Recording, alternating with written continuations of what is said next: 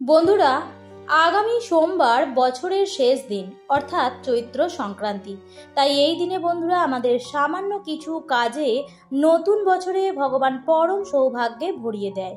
এবং যদি বন্ধুরা কোনো কন্যা সন্তানের হাতে এই সামান্য জিনিসটি তুলে দিতে পারেন, তো নতুন বছরে মা ভগবতীর কৃপায় কখনো মান সম্মান ও অর্থ সৌভাগ্যের অভাব থাকবে না।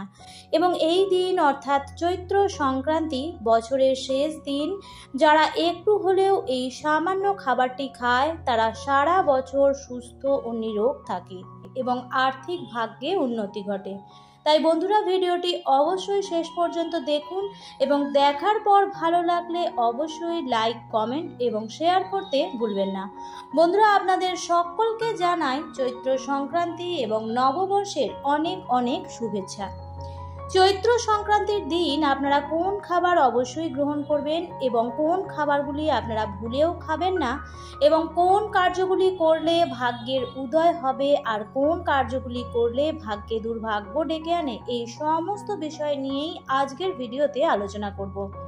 প্রথমেই বলবো বন্ধুরা, এই দিন কিন্তু বাড়িতে ঠাকুরকে ভোগ না দিয়ে আপনারা কোনো খাবার গ্রহণ করবেন না।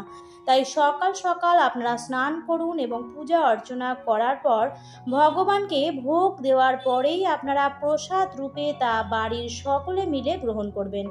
যদি সম্ভব হয় বন্ধুরা, তাহলে এই দিন নতুন চাল, দুধ এবং গুড় মিশিয়ে পায়েস তৈরি করে তা ভগবানকে ভোগ দিয়ে তারপর প্রসাদ রূপে তা সকলে মিলে গ্রহণ করতে পারেন। আর যদি আপনারা একদমই পায়েস রান্না করতে না পারেন, তাহলে সামান্য একটু গুড় হলেও ভগবানকে তা অর্পণ করুন এবং তারপর তা নিজেরাও গ্রহণ করুন। এতেও আপনারা ভগবানের কৃপা প্রাপ্তি করবেন। বন্ধুরা, এই দিনে শাকান্ন ও একটি পাচন তৈরি করে খাবার নিয়ম আছে, অর্থাৎ 14 প্রকার শাক নিয়ে তা রান্না করে খেতে হয়।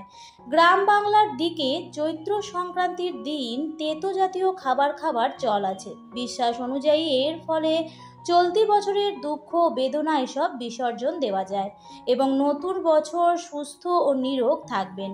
আর এই ধরনের খাবারগুলো হচ্ছে করলা, নিম পাতা ভাজা, উচ্ছে দিয়ে ডাল, সজনের চচ্চড়ি, গিমা শাক, এঁচোড়, কাঁচা আম বা বিভিন্ন রকম নিরামিষ সবজি দিয়ে একটি পাচন তৈরি করে খেতে হয়। এবং এই দিনে বন্ধুরা উচ্ছে বা করলা দিয়ে তৈরি তেঁতো ডাল অবশ্যই খেতে হয়। তাই এই খাবারগুলোর মধ্যে থেকে যে কোনো একটি খাবারও আপনারা এই দিন অবশ্যই গ্রহণ করবেন। এবং বন্ধুরা, এই দিন রাতে কিন্তু আপনারা অবশ্যই মিষ্টি মুখ করে তারপর ঘুমাবেন। তাই আগেই আপনাদের বলেছি যে এই দিন গুড় খেতে হয়। তাই যারা বন্ধুরা এই দিন গুড় জোগাড় করতে পারবেন না, তারা সামান্য হলেও ভগবানের কোনো মিষ্টি প্রসাদ এই দিন খেয়ে তারপর ঘুমাবেন এবং ভগবানকে বলবেন যেন নতুন বছর আপনাদের জন্য সৌভাগ্যে ভরে ওঠে। তবে এই দিন আপনারা বাড়িতে কোনো রকম ভাবেই আমিষ রান্না করবেন না এবং খাবারে যদি সম্ভব হয় আপনারা এই দিন কালো তিল মিশিয়ে যদি খাবার খেতে পারেন তাহলে তো খুবই ভালো। এবার বলি বন্ধুরা, এই দিন আপনারা কোন কোন কাজগুলি অবশ্যই করবেন। এই দিন স্নানের পর অবশ্যই সূর্যনারায়ণ দেবকে জল অর্পণ করুন। আর কিভাবে জল অর্পণ করবেন এবং সেই সময় কি মন্ত্র পাঠ করবেন তা আমি ভিডিওর শেষে জানিয়ে দিচ্ছি। বন্ধুরা, এই দিন আপনার বাড়িতে কারোর সঙ্গে ঝগড়া ঝামেলা করবেন না। এই দিন কারোর মনে দুঃখ দিয়ে কথা বলবেন না। আর এই দিন যদি বাড়িতে কোনো অসহায় মানুষ বা কোনো ভিখারি যদি আসে, তাহলে ভুলেও কিন্তু তাদের বাড়ি থেকে খালি হাতে ফেরাবেন না। কারণ বন্ধুরা, মানা হয় যে এই দিনে কিছু দান করলে তা বহু গুণ দুর্ভাগ্যের নাশ হয়ে যায়। তাই অবশ্যই কিন্তু আপনাদের সাধ্য অনুযায়ী আপনারা এই দিন কিছু দান করবেন। মানা হয় এই দিন কালো তিল দান করতে পারলে তা অত্যন্ত শুভ মানা হয় এবং পিঁপড়ে বা পশু পাখিকে যদি এই দিন কিছু খাওয়ানো যায়, তাহলে এতেও কিন্তু মানুষের দুর্ভাগ্য তো কাটেই এবং আর্থিক ভাগ্যও খুলে যায়। এছাড়াও এই দিন আপনারা মহিলারা ভুলেও কিন্তু মাথায় শ্যাম্পু করবেন না। আর নখ, চুল, দাড়ি বা গাছ কাটা এগুলি কিন্তু এই দিন করবেন না। এই দিন যতটা সম্ভব ঈশ্বরের নাম করুন এবং পুণ্য অর্জনের কাজ করুন। এবং এই দিন আপনারা আপনাদের বাড়িতে কোনো কন্যা সন্তানকে বসিয়ে এই 3টে জিনিস তার হাতে তুলে দিন। আর তা হচ্ছে বন্ধুরা অন্ন, বস্ত্র ও চাল। যদি কোনো কারণে আপনারা এই নতুন বস্ত্র দিতে না পারেন, তো তার বদলে আপনারা সেই কন্যা সন্তানের কোনো প্রিয় জিনিস আপনারা সেই দিন তাকে দান করতে পারেন। এই দিন এই দান সব থেকে বড় দানের মধ্যে অন্যতম। মনে করা হয় যদি অন্ন, বস্ত্র ও অর্থ এই দিন কোনো কন্যা সন্তানকে দান করা যায়, তো জীবনে কখনোই এই তিনটি জিনিসের আর অভাব থাকে না। তাই এই দিন বন্ধুরা আপনারা অবশ্যই কিন্তু কোনো কন্যা সন্তানকে এই তিনটে জিনিস দান করার চেষ্টা অবশ্যই করবেন। এবার বলি বন্ধুরা কিভাবে সূর্যনারায়ণ দেবকে এদিন জল অর্পণ করবেন। হিন্দু ধর্মে সূর্যকে জলের অর্ঘ্য দেওয়াকে পবিত্র মনে করা হয়। প্রতিদিন সূর্যকে অর্ঘ্য দিলে স্বাস্থ্যোন্নতি সম্ভব, এমনকি এর ফলে পেশাগত জীবনেও উন্নতি লাভ করা যায়। পাশাপাশি শারীরিক ও মানসিক দিক দিয়েও সুস্থ থাকা যায়। সকালের সূর্যরশ্মিকে অত্যন্ত উপকারী মনে করা হয়। বৈদিক ধারণা অনুযায়ী সূর্য সমগ্র স্বাস্থ্য ও চোখকে নিয়ন্ত্রণ করে।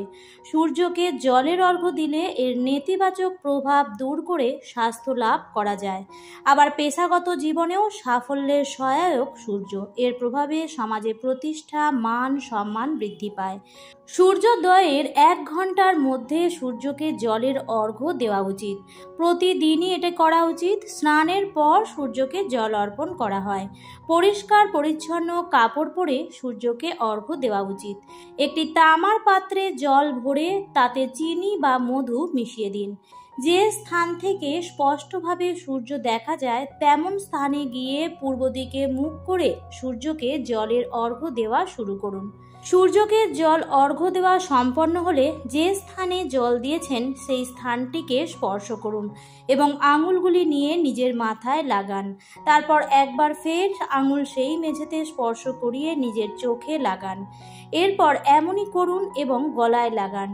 এবং অবশ্যই সতর্ক থাকবেন যে স্থানে জল দিয়েছেন তা যেন পা দিয়ে মারিয়ে যাবেন না। সবশেষে বলবো বন্ধুরা, যেহেতু এই দিনটি চড়ক পূজা অর্থাৎ শিব ও শক্তির মহামিলনের দিন, তাই চেষ্টা করবেন এই দিনে শিব ও শক্তির আরাধনা করতে।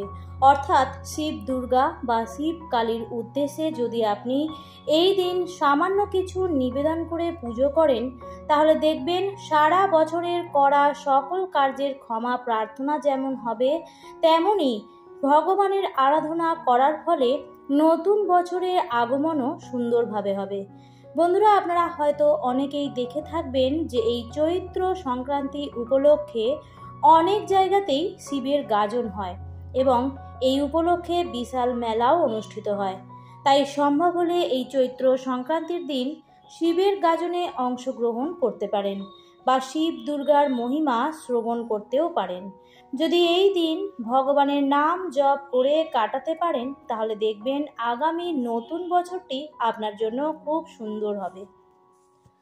আমার আজকের ভিডিওটি এই পর্যন্তই। ভিডিওটি দেখে ভালো লাগলে অবশ্যই লাইক, কমেন্ট এবং শেয়ার করতে ভুলবেন না। চ্যানেলটিতে যদি নতুন হয়ে থাকেন তাহলে সাবস্ক্রাইব করে পাশে থাকা বেল আইকনটির অল লেখাটিতে ক্লিক করে দেবেন। আবারও দেখা হবে পরবর্তী নতুন কোনো ভিডিওতে। ভালো থাকবেন, সুস্থ থাকবেন। ধন্যবাদ।